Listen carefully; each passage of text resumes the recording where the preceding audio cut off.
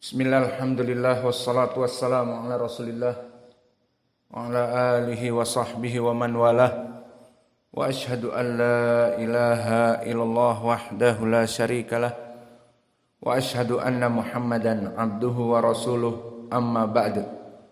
Alhamdulillah, pada kesempatan petang ini, pada kesempatan pagi hari yang cerah ini, ba'dal fajr, setelah kita menyelesaikan salat fajr, Allah dengan penuh rahmatnya kepada kita mempertemukan kita dalam ibadah yang wajib, menuntut ilmu syar'i, yang mana pada kesempatan pagi ini kita berkumpul di Masjid Imam Muqbil Al-Wadi'i, di Ma'had Muqbil Al-Wadi'i, dalam pembahasan kitab Al-Akhbar As-Sahihah fi sifatis siyam Nabi sallallahu alaihi wa ala alihi wasallam. Maka di dalam kitab kumpulan hadis-hadis yang sahih tentang sifat puasa Nabi Muhammad sallallahu alaihi wa ala alihi wasallam, yang mana kita masuk kepada bab yang ketujuh, babus sabi', sifatus siyam. Al-faslul awal an-niyah. Maka bab yang panjang ini masih kita masuki beberapa pasal. Pasal yang pertama an-niyah, dan kita bagi menjadi beberapa masalah. Al-mas'alatul ula an-niyah mahalluha fil qalb. An-niyah mahalluha fil qalb la fil lisan. Wastadalla al-muallif bihadis muttafaqun alaih wa huwa fi sahih al-Bukhari, wa kadhalika bi hadits fi sahih al-Bukhari kadhalik an Nu'man ibn Bashir. Amma hadis al-awwal an Umar qala al-a'malu binniyat wa likulli imri'in ma nawa faman kanat hijratuhu ila Allah wa rasulih fa hijratuhu ila Allah wa rasulih wa man kanat hijratuhu lidunya yusibuha aw imra'ati yankihuha aw yatazawwajuha fa hijratuhu ila ma hajara ilaih. Wajah pendalilan an-niyah tempatnya di dalam hati. Dan hadis yang kedua dari An-Nu'man ibnu Bashir, di mana di dalam hadis disebutkan inna fil jasadi mudghah idza salahat salahal jasadu kulluh wa idza fasadat fasadal jasadu kulluh ala wahyal qalb. Maka dia adalah hati, dan hati mempunyai amalan yang khusus. Setiap ibadah yang definisinya ismun jami'un likulli ma yuhibbuhullah wa yardah, maka ibadah terbagi-bagi. Ada ibadah al-qalb seperti al-ikhlas dan niat kepada Allah. Maka di sini poin pendalilannya. Dan di sana ada amalan lisan seperti zikir wa qiraatul Quran, dan di sana ada amalan badan seperti puasa dan seperti melaksanakan berdiri salat. Maka ini semua amalan-amalan mempunyai landasan. Maka landasan dari amalan niatul ikhlas lillahi jalla wa ala di hati. Maka tidak ada meniatkan dengan talafud dengan lisan, maka dia akan salah kaprah. Bagaimana caranya? Melafadzkan niat. Maka niat yang harusnya di hati malah dilafadzkan karena gagal faham, dan telah kita bahas permasalahan ini bahwa dia perkara yang bid'ah batilah di masalah yang kedua. Dan kita telah masuk masalah yang kedua, at-talafud biniyah. At-talafud biniyatis siyam bid'atun batilatun. Kita katakan yang melafadzkan dengan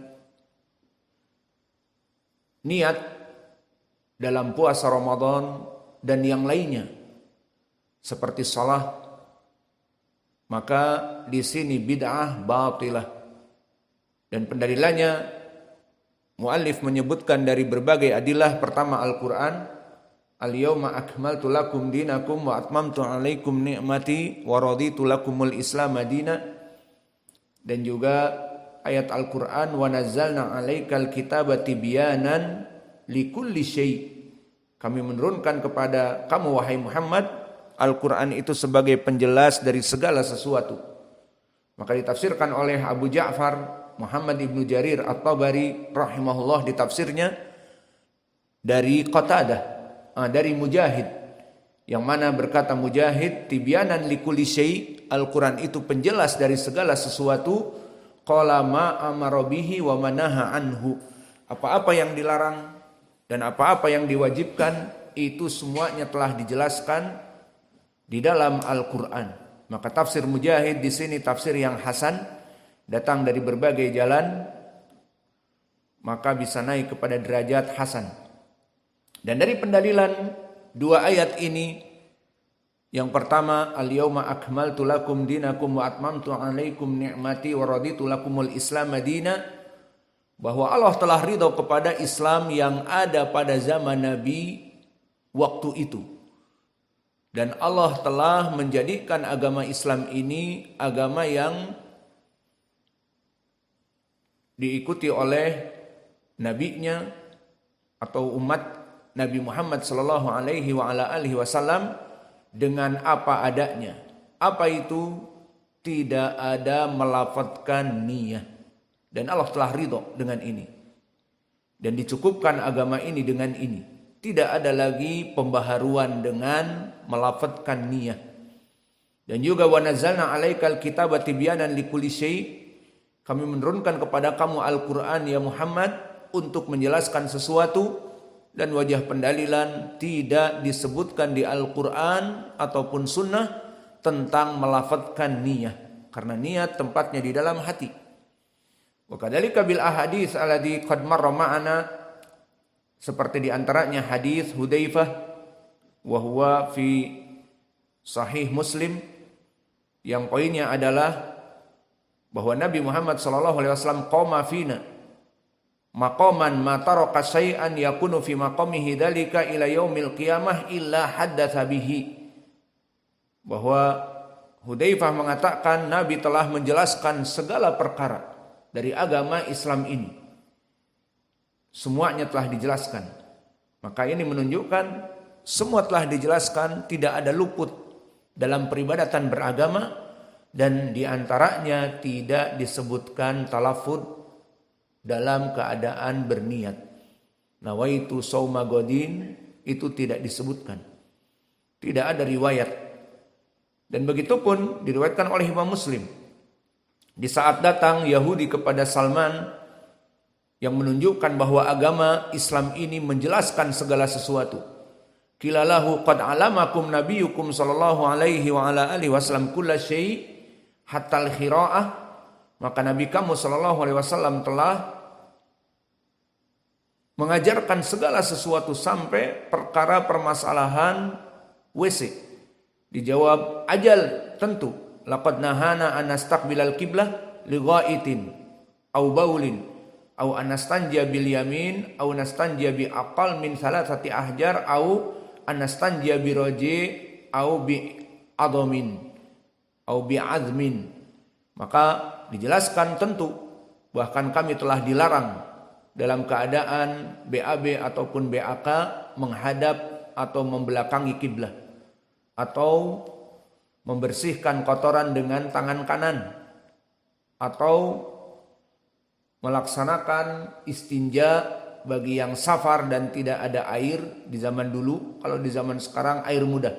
Safar-safar pun kemana-mana kita akan turun mungkin di masjid, ada tempat wuduknya, ataupun di tempat rest area, ada pembensinnya dan ada WC-nya. Maka istijmar, amalan yang dulu dilakukan oleh Nabi di saat di padang pasir, tidak ada apa-apa. Maka disebutkan juga diajarkan, tidak boleh kurang dari 3 batu. Au annastanjiya biroji au bi'admin. Dan tidak boleh kita mengambil dari jenis batu tersebut dari tulang dan dari kotoran yang sudah kering. Maka inilah hadis-hadis yang telah kita lewati sebagai sedikit murajaah, dan juga yang telah kita lewati hadis Abi Dzar yang diriwayatkan oleh Ashabus Sunan seperti Sulaiman ibnu Ahmad At-Tabrani yang mana sanadnya sahih. Diriwayatkan dari Abi Dzar, tarakna Rasulullah sallallahu alaihi wa ala alihi wasallam wa ma ta'irun yuqallibu janahaihi fil hawa illa wa huwa yudakiruna minhu ilman. Yang maknanya berkata Salman Abi Dzar bahwa tidaklah perkara agama Islam ini kecuali Nabi telah menjelaskan semuanya. Bahkan perkara tentang pengepakan sayap burung. Jika itu ada pada agama Islam maka Nabi telah menjelaskannya. Kemudian meriwayatkan dari ucapan Nabi, kalau tadi ucapan Abi Dzar ingin menunjukkan bahwa permasalahan burung yang terbang dan mengepakkan sayapnya itu telah dijelaskan dari ilmunya. Maka bagaimana dengan ilmu agama ini? Maka dia meriwayatkan dari Nabi, ma baqiya syai'un yuqarribu minal jannah wa yubaidu minan nar ila waqad buyyina lakum. Maka tidak ada dari agama ini yang luput perkara yang wajib ataupun sunnah yang mengantarkan orang-orang yang mengamalkan amal soleh akan masuk kepada surga kecuali telah diberitahukan. Dan perkara yang menyebabkan kemaksiatan, kekufuran, kebid'ahan, menyebabkan manusia masuk kepada api neraka kecuali telah dijelaskan. Poinnya di mana di sini? Bahwa perkara talafud bin niyah, idza kana talafud bin niyah min asbab dukhul ilal jannah ibadah faqad dzukir. Maka pasti telah disebutkan ada sanad yang sahih kita melafadzkan niyah nawaitu shauma ghadin fardhu syahri ramadan au rubama mawjud fil Quran fi surah an-niyah mungkin. Lakin tidak ada. Dan Allah telah menurunkan semua kepada Nabi Muhammad, tidak ada di Al-Quran niat itu disebutkan di lisan dan tidak ada di dalam hadis-hadis yang sahih dan riwayat asar dari para sahabat niat itu dilafadzkan. Kecuali seperti disebutkan oleh Imam Ibn Taimiyah di Majmu' Al-Fatawa, kegagal fahaman, misunderstood dari kelompok Asy-Syafi'iyah. Yang mana kelompok Asy-Syafi'iyah di saat membaca kitab dari kitab Syafi'i, dibacakan la budda binutq fi awaliha, harus dilafadzkan, dinutekkan dengan lisan pertamanya. Apa? Bab salat. Maknanya pertama salat itu harus dilafadzkan. Maka mereka gagal faham, yang dilafadzkan itu apa? Harusnya takbiratul ihram. Dikatakan Allahu Akbar, masuk kepada salat. Itu yang pertama kali.